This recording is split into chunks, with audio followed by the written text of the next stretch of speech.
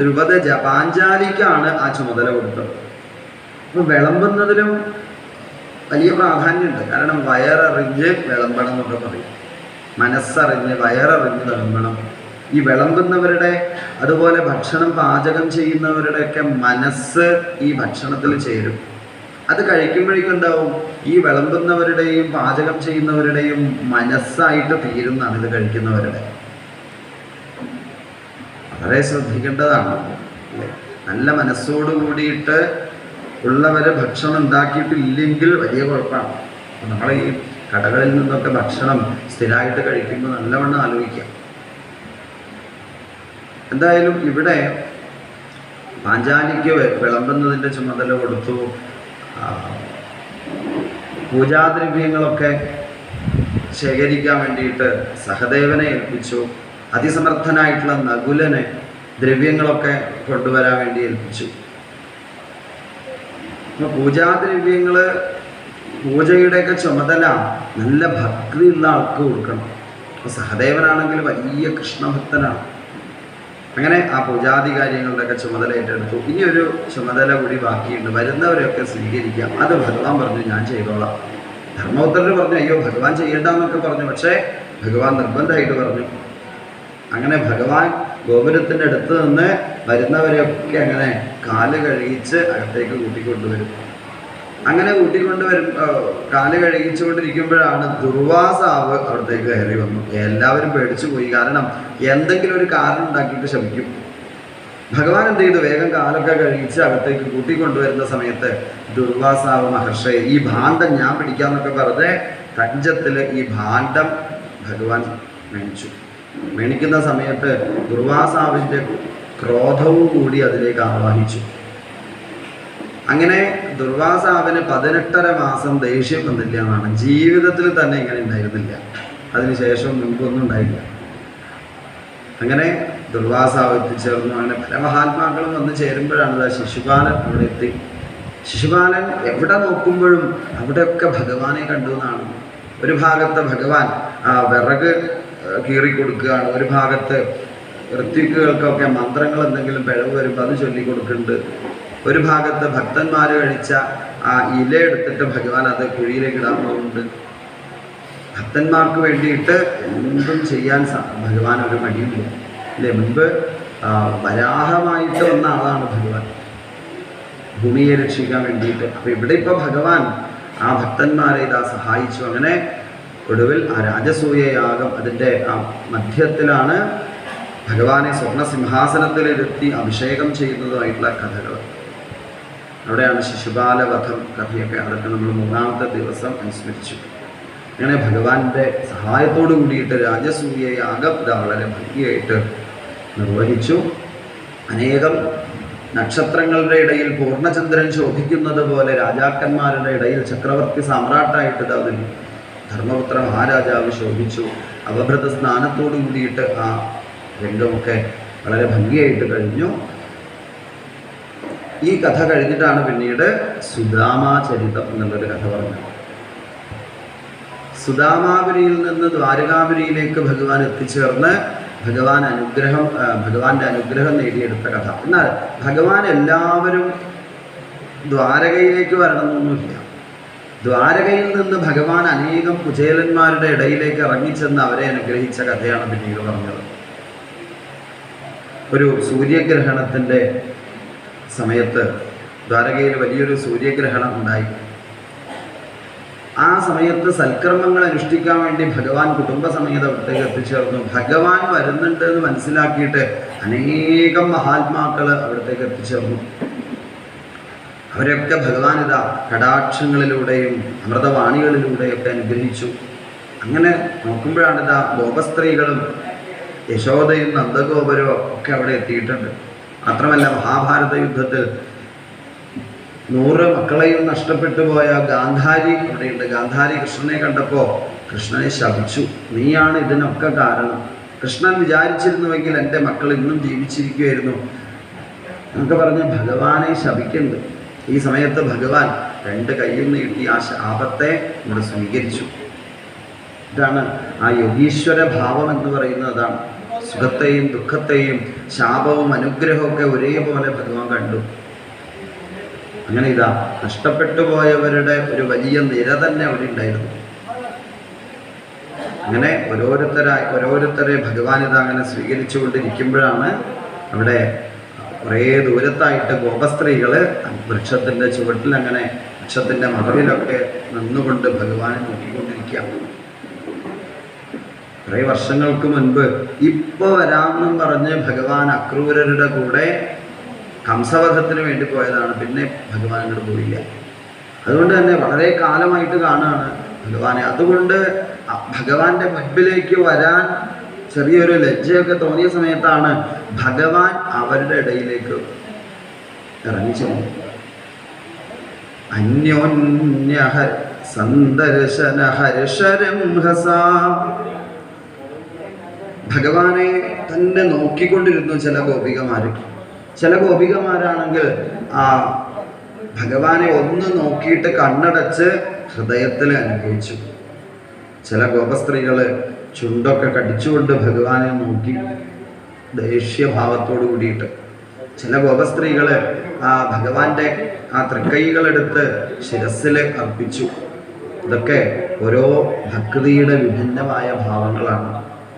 ഭക്തന്മാര് ഒരുപോലെ ആയിരിക്കണമെന്ന് നമുക്ക് വാശി പിടിക്കാൻ പറ്റില്ല. കാരണം ഓരോരുത്തരുടെയും ഭക്തി ഓരോ തരത്തിലാണ്. ചിലർക്ക് കണ്ണടച്ചിരിക്കാനായിരിക്കും ഇഷ്ടം. ചിലർക്കാണെങ്കിലോ ഭഗവാന്റെ നാമം ജപിച്ച് പ്രദക്ഷിണം വയ്ക്കാനായിരിക്കും ഇഷ്ടം. ചിലർക്ക് ഭഗവാന്റെ മുൻപിൽ സ്തോത്രങ്ങളൊക്കെ ചൊല്ലാനായിരിക്കും ഇഷ്ടം. ചിലർക്ക് ഭഗവാന്റെ മുമ്പിൽ നൃത്തം വയ്ക്കാനായിരിക്കും ഇഷ്ടം. ഇതൊക്കെ ഭക്തിയുടെ ഓരോ ഭാവങ്ങളാണ്. ഇതാണ് ഇവിടെ ഓരോ ഗോപസ്ത്രീകൾ ഓരോ തരത്തില് ശ്രീകൃഷ്ണ ഭഗവാനെ ഇതാ ദർശിച്ചു. അങ്ങനെ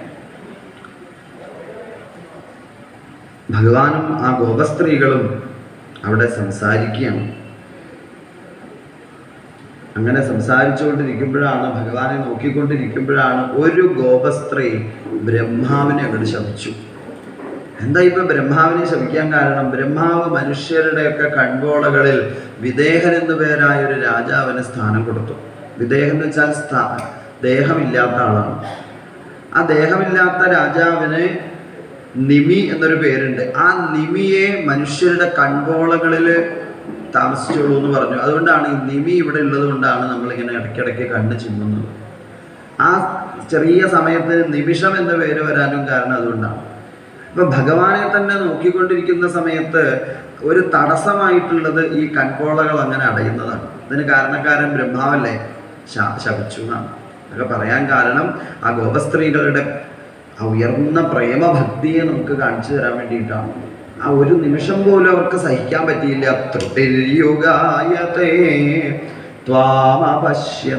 ചെറിയൊരു നിമിഷം, ഭഗവാനെ കാണാത്ത ആ ചെറിയ നിമിഷം ഒരു യുഗം പോലെ അവർക്ക് അനുഭവമായി. അങ്ങനെ ഇതാ ആ ഗോപസ്ത്രീകളും ഭഗവാനും തമ്മിൽ സംസാരിക്കുകയാണ്. അഭിസ്മരധന സഖ്യ സ്വാനാമർത്ഥചികീർഷയാ ഗതാംശ്ചിരായിതാൻ ശത്രുപക്ഷക്ഷപണചേതസാ. ഇപ്പോ വരാന്നും പറഞ്ഞ് ഭഗവാൻ അക്രൂരരുടെ കൂടെ ഇതാ കംസവധത്തിന് വേണ്ടി പോയി. അതിനുശേഷം എത്രയോ അധർമ്മികളായിട്ടുള്ള രാജാക്കന്മാരെ എനിക്ക് കൊല്ലേണ്ടി വന്നു. അങ്ങനെ തിരക്കായതുകൊണ്ടാണ് ഞാനിതാ നിങ്ങളുടെ അടുത്തേക്ക് വരാതിരുന്നത്. നിങ്ങൾക്ക് എന്നെ ഓർമ്മയുണ്ടോ? നിങ്ങൾ എന്നെ ഓർമ്മിക്കുന്നുണ്ടോ എന്ന് ചോദിച്ചു. അല്ലാത്തൊരു ചോദ്യമായി പോയി. കാരണം ഗോപസ്ത്രീകളുടെ അവസ്ഥ എന്താണ്? വിസ്മർത്തും നൈവ ശക്തുമഹ. അവർക്ക് ഭഗവാനെ മറക്കണം എന്ന് വിചാരിച്ചാൽ കൂടി പറ്റില്ല. മറക്കണമെങ്കിൽ കുറെ ബുദ്ധിമുട്ടുണ്ട് എന്ന് പറഞ്ഞാൽ എല്ലാ സമയത്തും ആ ഗോപസ്ത്രീകളുടെ ഹൃദയത്തിൽ ആ ഭഗവാൻ ഉണ്ടായിരുന്നു. എന്തുകൊണ്ടാണ് കുറച്ച് കാലം നിങ്ങൾക്ക് എന്നെ കാണാൻ സാധിക്കാത്തത്? ഞാൻ എന്തിനാണ് ഇങ്ങനെ ഒരു വിരഹം നിങ്ങൾക്ക് തന്നത് എന്നാണെങ്കിൽ എന്നിലുള്ള ഭക്തി വർദ്ധിക്കാൻ വേണ്ടിയിട്ടാണ്. വിരഹമാണ് പ്രേമത്തെ പുഷ്ടിപ്പെടുത്തുക. കുറച്ച് സമയം കാണാതിരിക്കുന്ന സമയത്ത് സ്നേഹം വർദ്ധിക്കും. ചെറിയ കുട്ടികളൊക്കെ ഉണ്ടെങ്കിൽ കുട്ടികൾ സ്കൂളിലേക്ക് പോയി കഴിഞ്ഞാൽ കുറച്ച് സമയം അമ്മ കുട്ടികളെ ചിന്തിക്കൊന്നുമില്ല. കുറച്ചുകൂടി കഴിഞ്ഞാലോ ഉച്ചയ്ക്ക് 3 മണിയാകുമ്പോഴെന്താവും, കുറച്ച് ഓർമ്മയൊക്കെ വരും. 4 മണിയാകുമ്പോഴേക്കോ കൂടുതൽ ഓർമ്മിക്കാൻ തുടങ്ങും. ഒരു 5 മണിക്ക് ആകുമ്പോഴേക്കും കുട്ടികൾ വരേണ്ട സമയമാകുമ്പോഴേക്കും വന്നിട്ടില്ലെങ്കിലോ ആ അമ്മയുടെ മനസ്സിൽ മുഴുവൻ ആ കുട്ടിയായിരിക്കും. അപ്പൊ കാണാതിരിക്കുന്ന സമയത്ത് സ്നേഹം വർദ്ധിക്കും. അതിനു വേണ്ടിയിട്ടാണ്, ആ സ്മരണ ദൃഢത നിങ്ങൾക്കുണ്ടാവാൻ വേണ്ടിയിട്ടാണ് ഞാൻ നിങ്ങളുടെ അടുത്തേക്ക് വരാതിരുന്നത്. എന്നാൽ നിങ്ങൾക്കൊരിക്കലും എന്നെ പിരിഞ്ഞിരിക്കേണ്ടി വരില്ല. ലോകത്തിന്റെ സ്വഭാവം എന്ന് പറയുന്നത് വായുര്യഥാ ഘനാനീകം തൃണം തൂലം രജാംസിജ സംയോജ്യാക്ഷിപതേ ഭൂയസ്തഥാ ഭൂതാനി ഭൂതകൃത്. ഒരു കാറ്റ് വീശുന്ന സമയത്ത് അവിടെ ഇവിടെയൊക്കെ ഉള്ള ഇലകൾ ഒരുമിച്ച് വന്നു ചേരും. കുറച്ച് സമയം അവരൊക്കെ ഒരുമിച്ചിരിക്കും. അടുത്ത കാറ്റ് വരുമ്പോഴേക്കും എന്താവും, ഈ ഒരുമിച്ചിരുന്ന ഇലകളൊക്കെ വേറെ വേറെ ആയിത്തീരും. ഇവിടെ ചക്രപുരം നരസിംഹസ്വാമിയുടെ തിരുസന്നിധിയിൽ 6 ദിവസം മുൻപ് ഒരു കാറ്റ് വീശിയിരുന്നു. സന്ധ്യാസമയത്ത് ഒരു മാഹാത്മ്യത്തിന്റെ കാറ്റ് വീശിയപ്പോൾ എന്തായി, കുറേ ആൾക്കാർ ഭക്തന്മാരെ ഒരുമിച്ചിരുത്തി. ഇനി ഇതാ നാളെ ഉച്ചയോടുകൂടി ഒരു കാറ്റ് കൂടി വീശും. സംഗ്രഹാധ്യായത്തിന്റെ കാറ്റ് വീശുമ്പോഴേക്കും എന്താവും, ഈ ഒരുമിച്ചിരുന്നവരൊക്കെ നാളെ ഈ സമയത്ത് എവിടെയായിരിക്കും, വേറെ വേറെ വേറെ ആയിട്ടുണ്ടാവും. സംയോജ്യ ആക്ഷിപതേ ഭൂയ തഥാ ഭൂതാനി ഭൂതകൃത്. ഇതാണ് ഈ ലോകത്തിന്റെ സ്വഭാവം എന്ന് പറയുന്നത്. എന്നാൽ ഇങ്ങനെ വേറെ വേറെ വേറെ ആയി തീരുന്ന സമയത്ത് നമുക്ക് വേറെ വേറെ ആക്കാൻ സാധിക്കാത്ത ഒരു ചൈതന്യമുണ്ട്. നമ്മുടെ ഏറ്റവും അടുത്ത് നിൽക്കുന്ന ആ ശ്രീകൃഷ്ണ ഭഗവാൻ. ഇവിടെ ആരാണ് ശ്രീകൃഷ്ണൻ എന്നുള്ളതിന് ഒരു നിർവചനം കൊടുക്കുന്നുണ്ട്. ഭാഗവതത്തിലെ വളരെ വളരെ വളരെ സുപ്രധാനമായിട്ടുള്ളൊരു ശ്ലോകമാണ്. ഭാഗവതം എന്തിന് എന്ന് ചോദ്യത്തിനുള്ള ഉത്തരാണിത്. ഇത് വേണ്ടതുപോലെ ഉൾക്കൊള്ളുമ്പോഴാണ് നമുക്ക് ഭാഗവതം അത് വ്യക്തമായി മനസ്സിലാവുക. ആരാണ് ഭഗവാൻ? അഹം ഹി സർവഭൂതാനാം ആദിരന്തോന്തരം ബഹി ഭൗതികാനാം യഥാഖം വാർഭൂർവായുർജ്യോതിരംഗന. സകല ജീവജാലങ്ങളിലും അന്തര്യാമിയായി ആത്മാവായി വർത്തിക്കുന്നതാണ് ശ്രീകൃഷ്ണ ഭഗവാൻ. നമ്മൾ ഈ ലോകത്ത് പലതും നേടിയെടുത്തോ എന്ന് പറഞ്ഞ് അഭിമാനിക്കാറുണ്ട്. എന്നാൽ അതൊന്നും നമ്മുടേതല്ല. നമ്മൾ നേടിയെടുത്ത സമ്പത്തോ അല്ലെങ്കിൽ നമ്മുടെ വീടോ നമ്മുടെ കുടുംബാംഗങ്ങളോ ഒന്നും നമ്മുടേതല്ല. എന്തിനു പറയുന്നു, നമ്മുടെ ശരീരം പോലും നമ്മുടേതല്ല. ശരീരം പോലും നമ്മളോട് ചോദിക്കാതെ ഒരു ദിവസം നമ്മളെ ഉപേക്ഷിച്ചു പോകും. എന്നാൽ ഇതൊന്നും നമ്മുടേതല്ല. നമ്മുടേത് എന്ന് പറയാൻ ആകെ ഇവിടെ ഉള്ളത് അഹം, ഈ ഞാൻ എന്നുള്ളതാണ്. ഈ ഞാനാണ് നമ്മളെല്ലാവരും. ഞാൻ എന്ന് പറയുന്നത് പോലെ നിങ്ങൾ ഓരോരുത്തരും അല്ലെ നെഞ്ചത്തെ കൈവച്ചിട്ട് ഞാൻ എന്നാണ് പറയാം. അതിലിപ്പോൾ സ്ത്രീകളെന്നോ പുരുഷനെന്നോ കുട്ടികളെന്നോ ഇല്ലെ ഇന്ന രാജ്യക്കാരെന്നോ ഒരു വ്യത്യാസമില്ല. ലോകം മുഴുവൻ ഞാൻ മാത്രമേ ഉള്ളൂ. ഈ ഞാൻ ആരാണ്? അഹം ഹി സർവഭൂതാനാം. ആ ഞാൻ എന്നുള്ള ആ അനുഭവം തന്നെയാണ് ശ്രീകൃഷ്ണ ഭഗവാൻ. ആ ശ്രീകൃഷ്ണ ഭഗവാൻ ഇതാ നിങ്ങൾ സ്വന്തമാക്കിയിട്ടുണ്ട്. ലോകപൂജിതകളായി തീർന്നിരിക്കുക നിങ്ങൾ. അതുകൊണ്ട് ഇതാ നിങ്ങൾക്കൊരിക്കലും ആ കൃഷ്ണവിരഹം ഉണ്ടാവില്ല. ഈ ശിക്ഷ, ഈ വിദ്യാഭ്യാസമാണ് ഭഗവാൻ പരമാചാര്യനായിട്ട് ഗോപസ്ത്രീകൾക്ക് കൊടുക്കുന്നത്. തദനുസ്മരണധ്വസ്ത ജീവകോശാസ്തമധ്യഗൻ അധ്യാത്മശിക്ഷയാ ഗോപ്യ ഏവം കൃഷ്ണേന ശിക്ഷിതാഃ. കൃഷ്ണനാൽ ഉപദേശിക്കപ്പെട്ട ഒരു ഉപദേശമാണിത്. ഈ ഉപദേശം തന്നെ ഇനി നമുക്ക് നാളെ ഇതിൻ്റെ വ്യാഖ്യാനമായിട്ട് ഉദ്ധവർക്ക് കൂടി പറഞ്ഞു കൊടുക്കുന്നുണ്ട്. എന്തായാലും അങ്ങനെ ഭഗവാൻ ആധ്യാത്മിക വിദ്യയെ ഗോപസ്ത്രീകൾക്ക് ഉപദേശിച്ചു കൊടുത്ത് അവിടെ നിന്ന് അങ്ങോട്ട് എഴുന്നേൽക്കുമ്പോഴാണ് ഗോപസ്ത്രീകൾ എല്ലാവരും ചേർന്ന് ഭഗവാനെ ഒന്നങ്ങോട്ട് നമസ്കരിച്ചു. ആഹുശ്ചതേ നളിനനാഭ പദാരവിന്ദം യോഗീശ്വരൈർഹൃദി വിചിന്യമഗാധബോധൈ സംസാരകൂപപതിതോത്തരണാവലംബം ഗേഹം ജുഷാമഭി മനസ്യുദിയാൽ സദാ.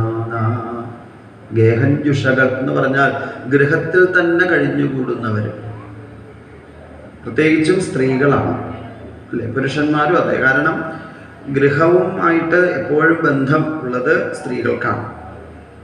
ഗേഹഞ്ജുഷകളാണ് സ്ത്രീകൾ. എത്ര തന്നെ നമ്മൾ ഗൃഹത്തിൽ നിന്ന് ദൂരേക്ക് പോയാലും നമ്മുടെ മനസ്സിൻ്റെ ഒരംശം ഗൃഹമായിരിക്കും. ഗൃഹം എന്ന് പറഞ്ഞാൽ തന്നെ ഗൃഹ്യത്തെ നമ്മളെ പിടിച്ചു വയ്ക്കുന്നതാണ് ഗൃഹം. അപ്പം ഗൃഹത്തിൽ തന്നെ കഴിഞ്ഞുകൂടുന്ന സമയത്ത്, ഗൃഹധർമ്മങ്ങൾ അനുഷ്ഠിക്കേണ്ട സമയത്ത് നമുക്ക് അത് ഉപേക്ഷിക്കാൻ സാധിക്കില്ല. കൂടുതലും ധർമ്മബുദ്ധി സ്ത്രീകൾക്കാണ് വേണ്ടത്. അതുകൊണ്ടാണ് എവിടെ നിങ്ങൾ ധാർമ്മികമായ പ്രഭാഷണം നടത്തിക്കോളൂ, അവിടെയൊക്കെ സ്ത്രീകളായിരിക്കും കൂടുതൽ. ഇവിടെ തന്നെ വേണമെങ്കിൽ ഒരു കണക്കെടുപ്പ് നടത്തി കഴിഞ്ഞാൽ ഭൂരിപക്ഷം ആർക്കായിരിക്കും? ഇവിടെ മാത്രമല്ല, ഇവിടെ ആയിരിക്കും. കാരണം ഈ ധർമ്മബുദ്ധി കുറച്ചധികം സ്ത്രീകളിൽ വേണം. കുടുംബത്തിന്റെ നിലവിളക്ക് എന്ന് സ്ത്രീകളെ വിളിക്കുന്ന സമയത്ത് ആ നിലവിളക്കായി ജീവിച്ചിട്ടില്ലെങ്കിൽ, നിലവിളക്ക് കെട്ടുപോയാൽ അല്ലേ, സ്ത്രീ എന്തെങ്കിലും തരത്തിലുള്ള ഒരു അധർമ്മം ചെയ്യുമ്പോൾ അത് വലിയ വാർത്തയായിട്ട് തീരുന്നുണ്ട്. അത് തന്നെ നമ്മുടെ വീട്ടിലും. അപ്പം ഇവിടെ ഗോപസ്ത്രീകള് സ്ത്രീകളുടെ ഒക്കെ പ്രതിനിധിയായിട്ട് പറയുകയാണ്, ഞങ്ങൾക്കിതാ ഇവിടെ ഒരുപാട് തിരക്കുണ്ട്. ഈ ഗൃഹജോലികളൊക്കെ ചെയ്തുകൊണ്ട്, ഈ ഗൃഹധർമ്മങ്ങൾ അനുഷ്ഠിച്ചുകൊണ്ട് ജീവിക്കുന്ന സമയത്ത് നമുക്ക് ഏകാശ്രയമായിട്ടുള്ളത് ഭഗവാന്റെ പാദാരവിന്ദങ്ങളാണ്. ഏത് കർമ്മം ചെയ്യുമ്പോഴും അതൊക്കെ ഭഗവത് സമർപ്പണമായി തീരാൻ വേണ്ടിയിട്ട് യോഗീശ്വരന്മാരെന്നും പ്രാർത്ഥിക്കുന്ന ഭഗവാന്റെ ആ താമരക്കാലുകൾ ഇതാ ഞങ്ങളുടെ ഹൃദയത്തിൽ എന്ന് ഉദിച്ചു വരയണമേ.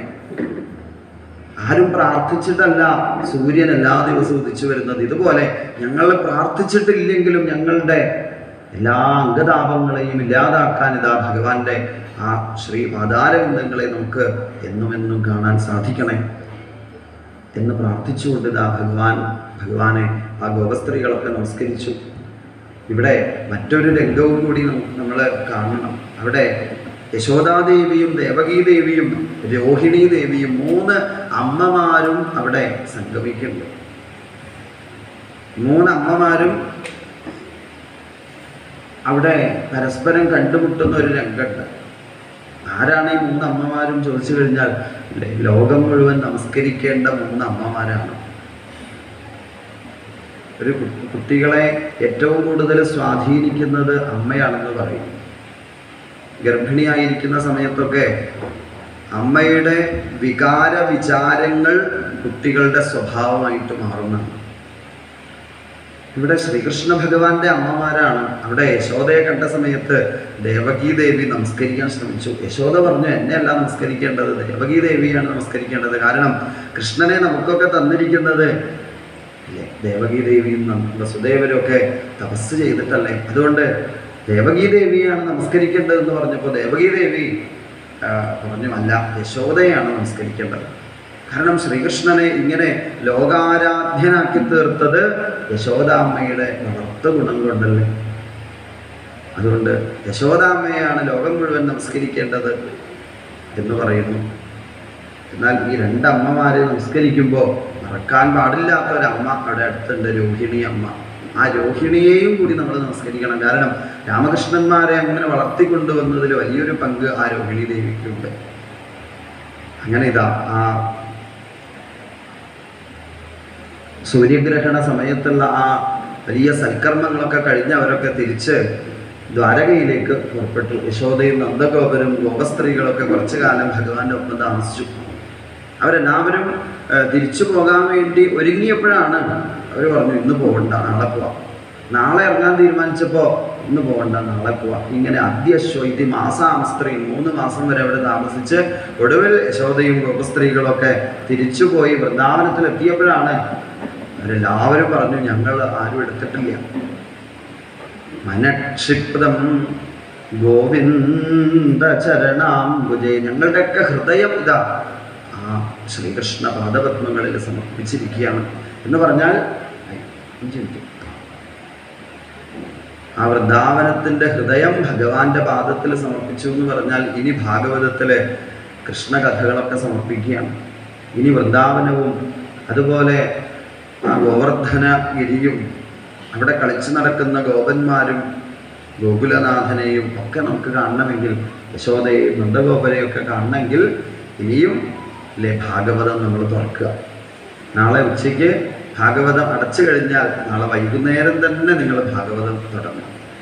ഈ യജ്ഞം എന്ന് പറയുന്നത് ഇവിടെ മാത്രമല്ല, ഈ യജ്ഞം കഴിഞ്ഞ് നമ്മൾ വീട്ടിലേക്ക് എത്തിക്കഴിഞ്ഞാലും കുടുംബമാകുന്ന ഒരു വലിയ യജ്ഞം അവിടെ നടന്നുകൊണ്ടിരിക്കുന്നുണ്ട്. മത്സരമല്ല ജീവിതം യജ്ഞമാണെന്നോർക്കുക മാനുഷ. നമ്മുടെ കുടുംബ ജീവിതമാകുന്ന യജ്ഞം എന്ന് വെച്ചാൽ പരിശുദ്ധീകരിക്കുന്നതാണ്. അപ്പോൾ കുടുംബത്തെ പോലും ഒരു ക്ഷേത്ര അന്തരീക്ഷമാക്കി തീർക്കാൻ നമുക്ക് സാധിക്കണം. വീണ്ടും വീണ്ടും ഇതുപോലുള്ള സൽക്കർമ്മങ്ങളിൽ പങ്കെടുക്കുക. എവിടെയെങ്കിലും ഇനി സപ്താഹം ഉണ്ടോ എന്ന് ആലോചിക്കുക. അങ്ങനെ അവിടെയൊക്കെ പോയി ഇരുന്ന് ഭാഗവതം കേൾക്കുക. അതുപോലെ ഭാഗവതം എല്ലാവരും ദിവസേന വായിക്കുക. ഭാഗവതത്തിൻ്റെ വിജയം എന്ന് പറയുന്നത് ഗേഹേ ഗേഹേ ഭാഗവതം. ഒരു സപ്താഹ യജ്ഞം കഴിയുമ്പോഴേക്കും എല്ലാവരും ഭാഗവതം വായിച്ചു തുടങ്ങണം.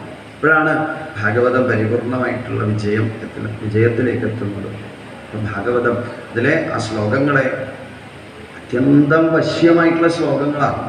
അതൊക്കെ നമുക്ക് ഇവിടെ പരിചയപ്പെടാനും സാധിച്ചു. പലരും ഇവിടെ ഗ്രന്ഥം നോക്കിയിരിക്കുന്നവരുണ്ട്. ഇവിടെ അടുത്തൊന്നും ഇങ്ങനെ കണ്ടിട്ടില്ല. ഒരുപാട് പേര് ഭാഗവത ഗ്രന്ഥവുമായിട്ട് ഇവിടെ ഇരിക്കുന്നുണ്ട്. അതുപോലെ എല്ലാവർക്കും ഭാഗവത കൃഷ്ണനെ കയ്യിലെടുത്ത് വായിക്കാൻ സാധിക്കട്ടെ എന്ന് പ്രാർത്ഥിച്ചുകൊണ്ട് 6ാമത്തെ സുദിനം നമുക്ക് സമർപ്പിക്കാം.